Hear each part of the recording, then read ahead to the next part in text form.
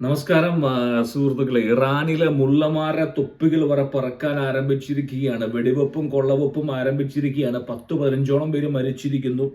ഇപ്പൊ കഴിഞ്ഞ വീഡിയോന് താഴെ ഒരുപാട് പേര് പറയുകയാണ്, അതായത് ഇത് ഓർഗാനിക് മൂവ്മെന്റ് അല്ല, ഇത് അമേരിക്കയും CIA-യും ഇസ്രായേലും പിന്നെ വേറെ കുറെ ആളുകളെ കൂടി പ്ലാൻ ചെയ്യുന്ന ഒരു മൂവ്മെന്റ് ആണ്. ഞാൻ പറയട്ടെ എൻ്റെ പൊന്നു സുഹൃത്തെ, ഈ ഓർഗാനിക് മൂവ്മെന്റ് ഇത് ഓർഗാനിക് ആണിത്. കാരണം എന്താ, ഞാൻ പറഞ്ഞു മനസ്സിലാക്കി തരാം. ഇന്നേ വരെ ഇസ്രായേലിന് ഈ പറയുന്ന ഇറാനെ അടിച്ചമർത്താൻ 6 മണിക്കൂർ മതി. ശ്രദ്ധിച്ചു കേൾക്കുക, 6 മണിക്കൂർ മാത്രം മതി. ഈ പറയുന്ന ഇറാന്റെ എക്കോണമി എന്തിനെ ബേസ് ചെയ്തിട്ടാ? എണ്ണ, ഓയിൽ ബേസ് എക്കോണമി എപ്പോഴും എക്സ്പോസ്ഡ് ആയിരിക്കും. കാരണം എന്താ, ഇൻഫ്രാസ്ട്രക്ചർ ഡെവലപ്പ് ആയിരിക്കുവാണ്.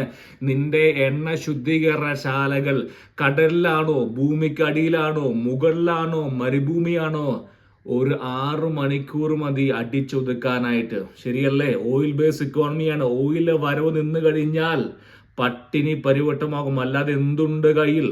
നമ്മൾ കണ്ടതാണ് ഒരു ചാനലില് ഒരു സ്ത്രീന് സംസാരിക്കുകയായിരുന്നു. അവരുടെ മുകളിൽ കൂടെ ബോംബിടുന്നു കണ്ടല്ലേ? ആ ആകാശം മുഴുവൻ തുറന്നു കിടക്കുകയായിരുന്നു ഇറാന്റെ. ഇസ്രായേലിനെ തീർക്കണമെങ്കിൽ തീർക്കാം. ശ്രദ്ധിച്ചു കേൾക്കുക.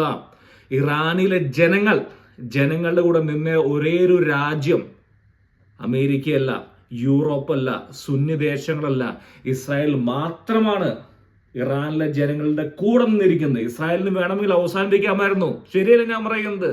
തീർത്താൽ ജനങ്ങൾ പെരുവഴിയിലാകും, ഭരണകൂടം പെരുവഴിയിലാകും. ചെയ്തില്ല. എന്തുകൊണ്ടാ?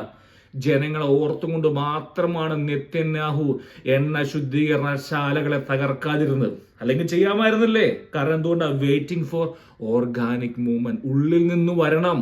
അതല്ലേ സംഭവിച്ചിരിക്കുന്നത്. മാഷമീനിയുടെ ഹിജാബ് ആയിരുന്നില്ല പ്രശ്നം എന്ന് പറയുന്നത് ഇൻഫ്ലേഷൻ, ആസാദി, സ്വാതന്ത്ര്യം. പിന്നെ പറയാമോ വിഷയം എന്ന് പറയുന്നത്, ഇത് റെജീം ചേഞ്ചിലേക്ക് എത്തുമോ? ഇന്നലെയാണ് ഇറാനിലെ സർക്കാരിന്റെ വക്താവ് വിളിച്ചിരിക്കുകയാണ്, ലെറ്റ്സ് ഹാവ് എ കോൺവെർസേഷൻ.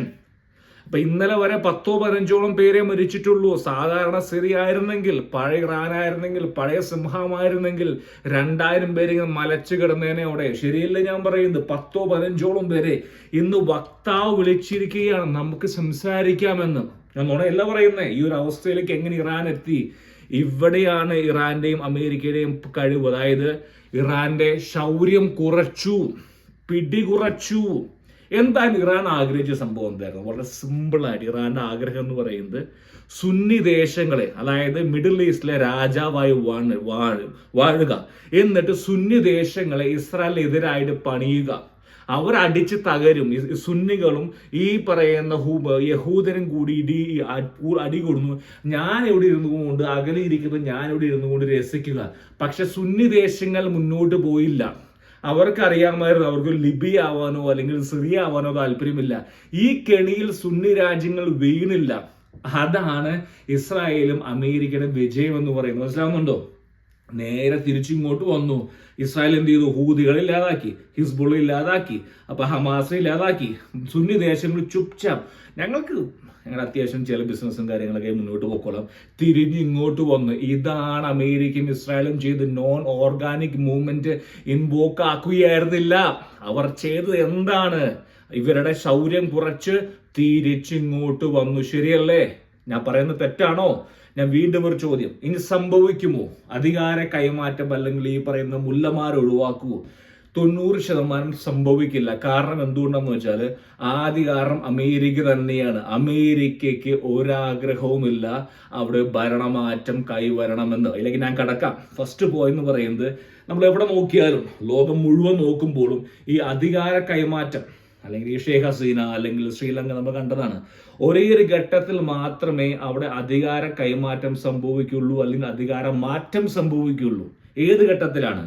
അവിടുത്തെ പ്രക്ഷോഭകാരികൾക്ക് അനുകൂലമായിട്ട് പോലീസ്, ഇന്റലിജൻസ്, ബ്യൂറോക്രസി, പട്ടാളം കൂടെ വരുമ്പോൾ മാത്രമേ സംഭവിക്കുള്ളൂ. അതല്ലാതെ ഒരു തെരുവില് 10-500 പേര് കല്ലെറിഞ്ഞാലൊന്നും ഒരു ഭരണകൂടം താഴെ പോകില്ല. ഇറാനിൽ എന്ന് പറയുന്നത് ടൈറ്റ്ലി കപ്പിൾഡ് ആണ്. ഈ നിമിഷം വരെ IRGCയുടെ കൺട്രോളിലാണ് ഈ 4 പോലീസും പട്ടാളവും പിന്നെ ബ്ലാ ബ്ലാ ബ്ലാ എല്ലാം. അവർ ഇതുവരെ IRGCയുടെ കമാൻഡിന് അഗെയിൻസ്റ്റ് അല്ല പോകുന്നേ. നാളെ നിമിഷം പോയാൽ മാത്രമേ നടക്കുള്ളൂ. അഥവാ ഇനി പോയാലും എന്തുണ്ടാകണം? അമേരിക്ക അനുവദിക്കണം. ഏക് ചീസ് പോലും തുമ്പ് ഇത് വളരെ സ്പഷ്ടവും വളരെ നിഷ്ഠവുമായി കേൾക്കുക. അതായത് ഇറാൻ ഇല്ലാതായാൽ ഇതിസ്ക ഫൈദ ബെനിഫിറ്റ് ആർക്കാണ്? ബെനിഫിറ്റ് രണ്ട് കൂട്ടർക്കാണ്. ആർക്കാണ്? ഒന്ന് സുന്നി ദേശങ്ങൾക്കാണ്, രണ്ടാമത്തെ ആർക്ക്? ഇസ്രായേലിനാണ്. സുന്നി ദേശങ്ങൾക്ക് ഇനി അവർക്കെതിരായിട്ട് ആരുമില്ല. നാളെ ഇനി സൗദിയും ഖത്തറും UAEയും കണ്ണുരുട്ടി കാണിക്കുമോ യൂറോപ്യൻ ദേശങ്ങളോട്? സംഭവം ശരിയല്ലേ? കാരണം ഇനിയിപ്പം ഇറാന്റെ ശൗര്യം കുറഞ്ഞു, അവനൊരു വഴിക്കായി, ഇനി ഞങ്ങളായിക്കൂടെ എന്നൊരു ചിന്ത വന്നാലോ ആരെ മുന്നിലേക്ക് നിർത്തും അമേരിക്ക ഇവർക്കെതിരായിട്ട്? ഷിയ റജീം ഇല്ലാതെ പറഞ്ഞിരിക്കുകയാണ്. പാകിസ്ഥാൻ ഇവരുടെ ഓൾറെഡി ഒരു വാലാടി പട്ടിയാണ്. ശരിയല്ലേ? അപ്പൊ അമേരിക്ക നോക്കുന്ന ഇക്വേഷൻ ബാലൻസിങ് എന്ന് പറയും. അതായത് കാർഡ് ഇപ്പൊ ബാലൻസ് ചെയ്യുമ്പോൾ സുന്നികൾ കയറിപ്പോകും. ഒരു കാരണവശാലും ഇറാനെ തകർക്കില്ല, ശൗര്യം കുറയ്ക്കുക മാത്രമാണ് ഇവരുടെ ലക്ഷ്യം. രണ്ടാമത്തെ ലക്ഷ്യം എന്ന് പറയുന്നത് ഇസ്രായേൽ നോക്കുമ്പോൾ ഇനിയിപ്പോ ഇസ്രായേൽ ആരും മേടിക്കണ്ടേ? കാരണം സുന്നികൾ ഓൾറെഡി അവരുടെ അണ്ടറിലാണ്. UAE it's just plan Israel B ടീമാണ്. പിന്നെ ബാക്കിയെല്ലാം ഇനിയിപ്പോ അമേരിക്ക നോക്കുകയാണ്. ഇസ്രായേലിനൊന്നും പേടിക്കേണ്ട ആവശ്യമില്ല. നാളെ അവർ നമ്മൾ നോക്കി കണ്ണുരുട്ടുമോ? അതുകൊണ്ട് ഇത് ചെക്സ് ആൻഡ് ബാലൻസ് ആണ്. ഒരു കാരണവശാലും ഇറാൻ എന്ന് പറയുന്ന രാജ്യത്തെ പരിപൂർണമായിട്ട് തകർക്കാനോ അല്ലെങ്കിൽ ഒന്നും സംഭവിക്കാമെന്നില്ല. അമേരിക്ക അനുവദിക്കില്ല, യൂറോപ്യൻ ദേശങ്ങൾ അനുവദിക്കില്ല. കാരണം ഇസ്രായേൽ വളർന്നാൽ അതിന്റെ പ്രോബ്ലം യൂറോപ്യൻ ദേശങ്ങൾക്കാണ്. കാരണം അവരുടെ മാർക്കറ്റ് ഇവൻ കൈയടക്കും. കാരണം മൊത്തം മാർക്കറ്റ് എന്ന് പറയുന്ന ആയുധ വ്യാപാരം മുഴുവൻ പോയിരിക്കുകയാണ്. ഇസ്രായേൽ യൂറോപ്പ് തകരും. നല്ല ബിസിനസ് മുഴുവൻ ജൂത അടിച്ചു മാറ്റിക്കൊണ്ടു പോകും.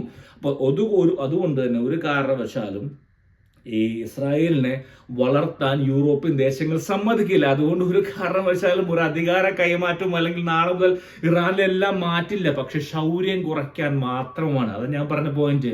ആദ്യ പോയിന്റ്, ഇറാനിലെ ജനങ്ങൾക്ക് അനുകൂലമായി നിന്ന ഒരേയൊരു നേതാവ് നെതന്യാഹു മാത്രമാണ്. അദ്ദേഹം വിചാരിച്ചിരുന്നെങ്കിൽ പട്ടിണി പരിവട്ടമായി മാറിയനെ. ഇറാനെ കൂപ്പുകുത്തിക്കാൻ 5 മണിക്കൂർ വേണ്ട ആ വ്യക്തിക്ക്. ശരിയല്ലെങ്കിൽ തെറ്റുള്ളവർ അടിയിൽ കമന്റ് ബോക്സിൽ